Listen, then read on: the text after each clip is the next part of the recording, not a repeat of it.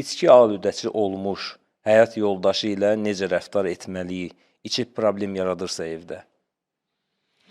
Allah özü kömək olsun belə ailələrə. Mən deyəndə belə sözlər üçün çox narahat oluram həqiqətən.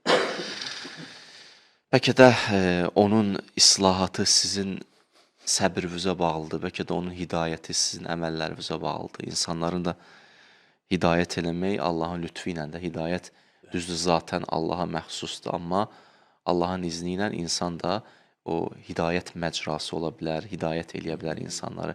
Əhdikum səbilər rəşad Quranda ayə var ya, məsələn, Allah Teala deyir ki, min qovmi Musa, Musanın qövmündən bir ümmət qərar vermişik ki, onlar yəhduna insanları hidayət edirlər və yaxud və cealnahum əimmətən yəhduna bi əmrinə imamlar qərar vermişəm ki, insanlara hidayət edirlər. Düzdür, zatən Allaha məxsusdur. Elə bir dənə misal çəkim də, elə bir evdə tutaq ki, 2 dənə lampa var, 2 dənə işıq saçır. Bunlar müstəqil, biri o yanda saçır işığı, biri bu yanda işıq saçır, düzdür? Bunlar ayrı-ayrıdır. Bir də nəzərə ala, bir dənə evdə bir dənə lampa var, işıq saçır, qabağına güzgü qoyulub, lampadakı işıq vurur güzgüyə, həm güzgüdə işıq görsənir, həm lampadan işıq görsənir. Burada 2 dənə işıq yoxdur, bir dənə işıq var. Güzgü nədir? Vasitə rolunu oynayır. Bayaq ki, misalda ikisi müstəqil işığı idi, burada amma bir dənə müstəqil işıq var, bunun işığı o birisindəndir. Biz də bu mənada Allah hadidir, hidayət eləyən Allahdır, amma biz güzgü ola bilərik. Hədisdə var, əl-mümin mir'atul mümin, mömin möminin güzgüsüdür. Bir mənası da deyirlər ki, Allahın adlarından biri əl-mümindir. Biz əgər iman əhli olsaq, o Allahın yer üzündə güzgüsü olsaq, biz də o nur saça bilərik insanlara, nur ola bilərik insanlara, nur göstərə, yolu aça bilərik insanlara.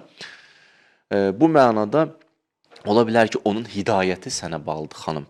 Və eyni zamanda da sən ona səbr eləməklə yüksəlirsən, ucalırsan, qalxırsan, Allahın yollar açır sənə, bilmirsən Allah sənə hansı neymətləri verir. Allah səbr inayət eləsin. Hacı, o imtahanıdır da, o da hər kəsin bir imtahanı var, o da xanım üçün imtahan ola bilər də. Yəni belə bu cür də xanım üçün bəli, böyük imtahandır. Əslində xanımlar biraz çətinlik çəkir bu mövzularda. Mən bu suallar gəlib dəfələrlə, həm kişilərdən belə sual gəlib ki, qadınlar məsələn tutaq ki, falan mövzuda yorur, həm xanımlardan gəlib belə suallar bu yöndə.